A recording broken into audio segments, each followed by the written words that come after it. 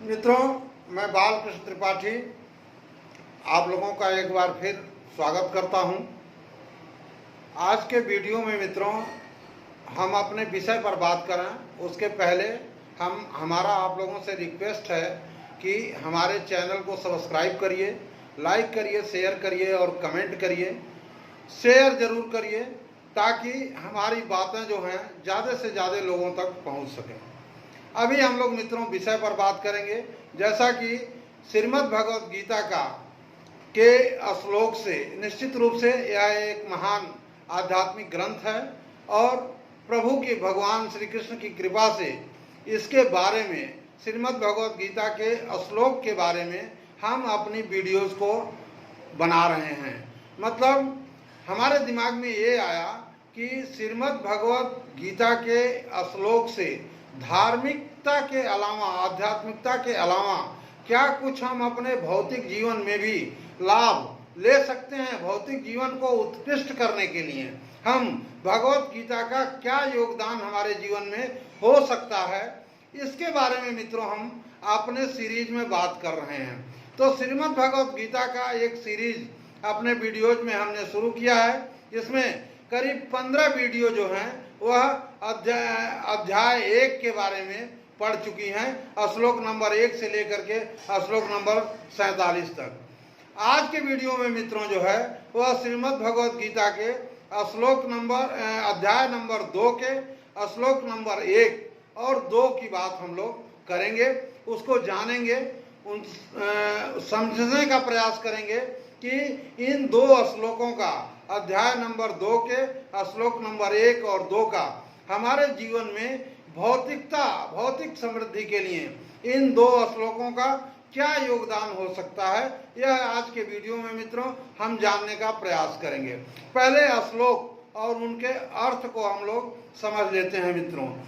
तो यहाँ पर अध्याय 2 का श्लोक नंबर 1, संजय जो है वह अर्जुन के विषाद का वर्णन महाराज धृतराष्ट्र को बता रहे हैं। तो संजय उवाच तम तथा कृपया अविष्टम अश्रुपूर्णाकुले क्षणम विषीदन्तमिदं वाक्यम उवाच मधुसूदनः। यह श्लोक नंबर 1 है। उस प्रकार इसका अर्थ आपको शेयर कर रहे हैं। उस प्रकार करुणा से व्याप्त और आंसुओं से पूर्ण तथा व्याकुल नेत्रों वाले शोक युक्त उस अर्जुन के प्रति भगवान मधुसूदन ने यह वचन कहा। भगवान श्री कृष्ण क्या कह रहे हैं यह संजय जो है धृतराष्ट्र को बता रहे हैं। अब श्लोक नंबर 2 में जो है श्री कृष्ण के द्वारा अर्जुन के मोह और कायरता युक्त विषाद की निंदा एवं उस उत्साह के लिए जो है वह उत्साहित कर रहे हैं भगवान जो है।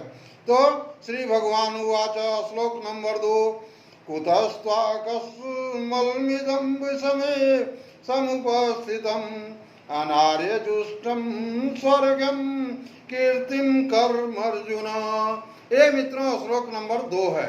श्लोक नंबर 2 में भगवान जो है वह अर्जुन को यह बता रहे हैं कि हे अर्जुन, तुझे इस असमय में यह मोह किस हेतु से प्राप्त हुआ है, क्योंकि न तो यह श्रेष्ठ पुरुषों द्वारा आचरित है, न स्वर्ग को देने वाला है और न कीर्ति करने वाला ही है। तो मित्रों इस श्लोक में जो है यह बात वह बता रहे हैं। श्लोक नंबर 3 में जो है वह भगवान श्री कृष्ण अर्जुन को क्या कह रहे हैं, क्लैव्यम मास्मगमः पार्थ नैतत्त्वयुपपद्यते क्षुद्रं हृदय दौर्बल्यं त्यक्तोत्तिष्ठ परन्तप। ये श्लोक नंबर 3 है मित्रों। इसमें भगवान अर्जुन को कह रहे हैं कि हे अर्जुन, नपुंसकता को मत प्राप्त हो, तुझमें यह उचित नहीं जान पड़ती। हे परंतप, हृदय की तुक्ष दुर्बलता को त्याग कर युद्ध के लिए खड़ा हो जा। तो आज के वीडियो में मित्रों श्लोक नंबर 1 से लेकर के श्लोक नंबर 3 तक हम लोग बात करेंगे। जैसा कि श्लोक और उनका अर्थ हम लोग जान चुके हैं, अब इनसे हम यह जानने का प्रयास करेंगे कि इनसे हमारे भौतिक जीवन में क्या लाभ मिल सकता है। मित्रों जैसा कि श्लोक नंबर 1 में हम लोग देख रहे हैं कि जो विषाद युक्त अर्जुन है वह पहले ही अध्याय में बता चुका है। तमाम सारे जो है वह बहाने बना रहा है कि हमें युद्ध न करना पड़े, कि हम गुर्जनों को नहीं मार सकते हैं, हमारे ही कुल का नाश होगा, हम अपने भाइयों को नहीं मार सकते हैं, बंधु बांधवों को नहीं मार सकते हैं। इस प्रकार के तमाम सारे बहाने वह बना करके श्री कृष्ण भगवान से कह करके और रथ के पृष्ठ भाग में, पिछले भाग में जा करके धनुष और बाण को रख करके जा करके वह बैठ जाता है। यहाँ तक हम लोग जान चुके हैं। उसके बाद श्लोक नंबर 2 और 3 में भगवान श्री कृष्ण अर्जुन को जो बता रहे हैं उसके अर्थों को भी हम लोग जान चुके हैं। यहाँ पर हमारे भौतिक क्षेत्र में प्रगति के लिए मित्रों और जानने के लिए श्लोक नंबर 2 में बहुत ही महत्वपूर्ण चीज भगवान ने अर्जुन को बताया कर रहे हैं, शिक्षा दे रहे हैं। जो यह बता रहे हैं कि हे अर्जुन, तुझे इस असमय में यह मोह किस हेतु प्राप्त हुआ। असमय क्यों कह रहे हैं भगवान जो है कि तुमको अगर युद्ध नहीं करना था तो तुम पहले ही बोल दिए होते भाई कि हमको युद्ध नहीं करना है, हम भिक्षा मांग कर खाएंगे या जैसे भी रह लेंगे, लेकिन हमें अपने हिस्सा के लिए, अपने राज्य के लिए लड़ाई नहीं करना है, युद्ध नहीं करना है। अब जब बात युद्ध तक आ गई और दोनों सेनाएं जो हैं वह आमने सामने खड़ी हैं, शंख बज चुके हैं, सभी योद्धा जो है वह लड़ाई के लिए तत्पर हैं, युत्सवः पहले ही श्लोक में बोल दिया गया कि वह एकदम तैयार है लड़ने के लिए। तो यह इस समय में तुम्हारी यह दुर्बुद्धि जो है कहाँ से आ गई कि हमें अब जो है युद्ध नहीं करना है। तो मित्रों इसलिए असमय बताया गया। आगे हम लोग ध्यान देंगे कि भगवान अर्जुन से कह रहे हैं कि यतः ऐसा क्यों है, क्योंकि अनार्य दुष्टम न तो यह श्रेष्ठ पुरुषों द्वारा आचरित है। मित्रों यह जो 3 शब्द हैं यहाँ पर, इन पर हमें ध्यान देना है। अनार्य दुष्टम, अस्वर्गम, अकीर्तिकरम। तो हम जब जीवन में हम भी अर्जुन हैं अपने जीवन में, हम जब यह द्वंद्व की स्थिति में हो कि यह काम हमें करना चाहिए कि नहीं करना चाहिए, तो मित्रों इन 3 शब्दों का हम मदद ले सकते हैं। पहला क्या है, अनार्य जुष्टम, न तो यह श्रेष्ठ पुरुषों द्वारा आचरित है, यानी काम वही करने योग्य होता है जो श्रेष्ठ पुरुषों द्वारा आदरित हो। पहले भी कहा गया है कि महाजनाः जेन गताः स्वपंथाः, जिस रास्ते से महान लोग गए वही रास्ता है। तो हमें काम को करना चाहिए कि नहीं करना चाहिए, यह देखना चाहिए कि श्रेष्ठ पुरुषों द्वारा यह आचरित काम है कि नहीं है। तो इससे डिसाइड होगा कि यह काम हमें करना है कि नहीं करना है। दूसरा शब्द यहाँ पर आया है अस्वर्गम, मतलब यह न स्वर्ग को देने वाला है।